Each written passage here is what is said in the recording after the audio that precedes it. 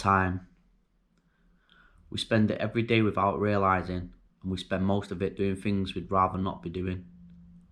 Time is the most valuable commodity on the planet. We can't make more of it, you can't earn any more of it, and we can't go back in time. Once it's gone, it's gone. Every single second like a grain of sand slipping between your fingers as you desperately try to hold on. Before you know it, your time is up. You didn't do half the things you said you would. Why? Was life unfair to you? Did you push yourself hard enough? Can you really say that you tried your best? Or are you going to lie there on your deathbed full of regret and resentment for all the things that you never did? How much time do you have? Can you actually afford to sit around just doing nothing? I'm not saying you have to spend every waking minute running around like a mad person trying to accomplish everything in your life, but treat time as though it was money. The next time someone is taking up your time, or maybe not giving you the time that you deserve, think to yourself, can I really afford this? What value does this conversation or this TV program you're watching add to your life? How is this going to help you reach your goals? Life is short, and if you don't like what you're doing with your life, then why are you doing it? Life is precious. Stop making excuses and start now. No, seriously, stop watching this video and crack on. What are you doing? No, in all seriousness, sorry for the dark demeanour and everything, but I just wanted to try and get the point across.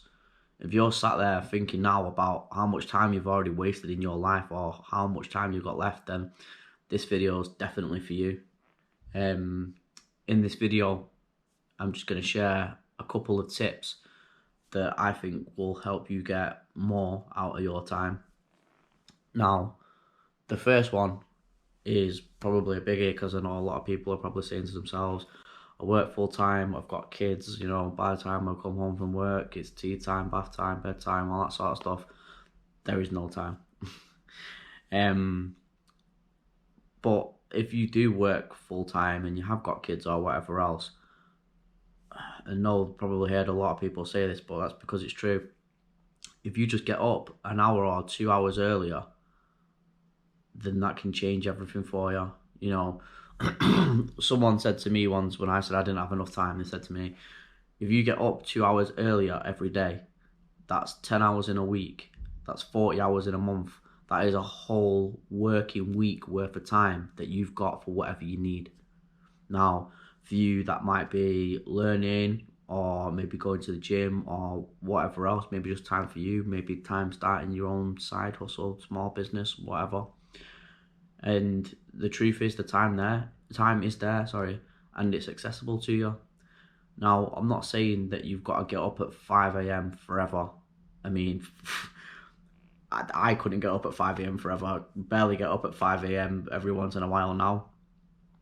But I've got time at different parts of the day. But if you sacrifice that little bit of sleep just for a little while, just to gain that little bit of extra time doing stuff rather than sleeping, then it can change your life. It will snowball and get bigger and bigger. And, them 2 hours a day are 2 hours a day that you weren't spending doing what you should have been doing previously. So they can only help to progress you. Again, I appreciate not everyone's got 2 hours in a day, but even just 1 hour can be a huge change. Now, the next one for me is actually, this one's probably the biggest. And I think one of the reasons we struggle so much is because we don't realise how quickly time is going. You don't realise that it's going. Like, even now as I'm talking, time is passing by. I know that because I can see the seconds counting down on the GoPro in front of me recording, but on a day-to-day basis, we don't realise just how quickly time does go. And we probably look at the clock, 20, 30 times a day. But what I mean is we have no real concept of how fast the time passes us by. It's like, why do Christmas and the kids' birthdays always seem to come round quicker and quicker every year? And if I asked you now to name me 10 things that you've done this year in your life that are worthwhile, and I mean proper worthwhile things, 10 events or 10 days where you did something that was different, if you were being truthful with yourself, could you name 10 things? Or would everything just be the same things? Would there be a point where you can say, oh, well, you know, around this time this year, I started going to the gym and it's completely transformed me. You know, I'm getting up earlier, I'm feeling better and I'm less stressed and everything else. Or, you know, on this day, I did something that was completely out of my comfort zone. I did a bungee jump or a skydive or whatever else. How many of you could name 10 things that happened to you in the last 12 months that actually changed your life or your thought process or were a standout event to you? Because I bet there's not many. I bet there's not many. Now, the next one sort of ties in with that last one, and that is how to keep track of time.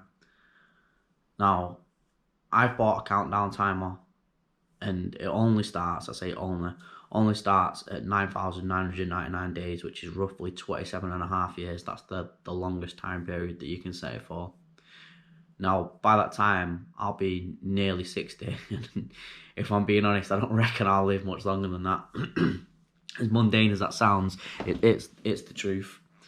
So, you know, seeing this timer every day reminds me of how much time I have left. I can physically see it. It's there in front of me for me to visualize, rather than just seeing the same clock all the time, the same 24 hours go round and round. I've got one clock and it's constantly going down. And it's never going to come back round to a particular time or whatever else. It's constantly going down. I am losing time. And that timer helps me to value my time more. Time diary. So this brings me on to having a time diary. Now, if you can, this is a really good habit to build and do all of the time. But even if you only do it for a week, all you need to do is make a note of roughly how much time you spent doing what each and every day. And at the end of the week, you look back and see how much time you actually wasted and how much time you spent being productive or doing the things that had to be done, like going to work or whatever else. So, you know, look at your screen time on your phone. How much time did you spend on social media, just browsing through Facebook, being nosy on other people's business, all that sort of stuff? You know, how much time did you spend watching TV or playing video games or whatever else? And if the results of that don't shock you into realizing just how much time you're wasting on a daily, weekly, monthly basis, then I don't know what will, because that was a massive eye-opener for me. You know, when you come to realize just how much time you can't account for, that you didn't do anything with, is scary. Especially when time is so limited.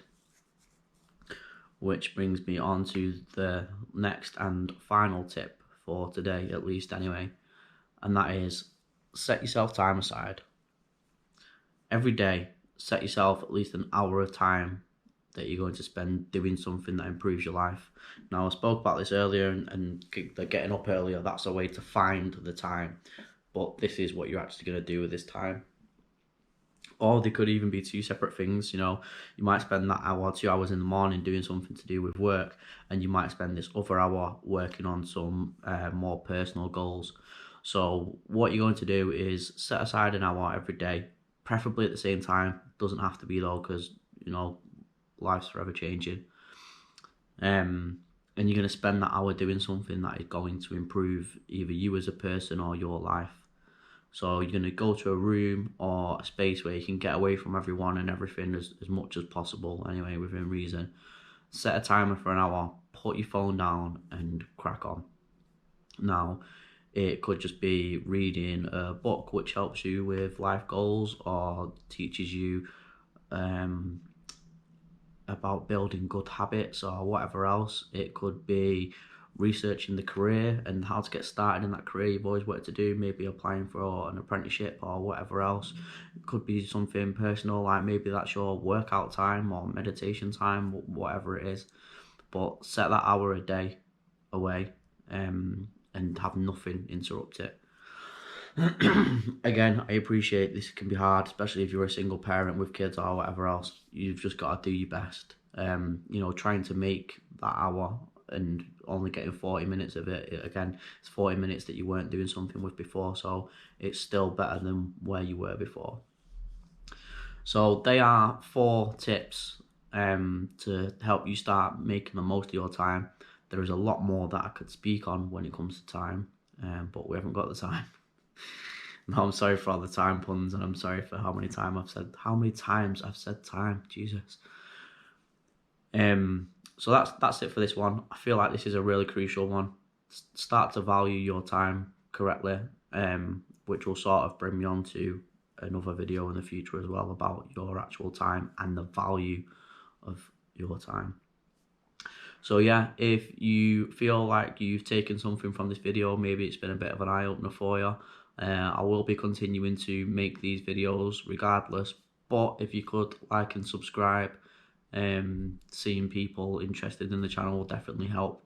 And maybe you've got some suggestions for videos or some questions you want to ask or whatever else, I'm always open for any suggestions. So yeah, please like and subscribe, and I'll see you in the next one. Thanks for your time.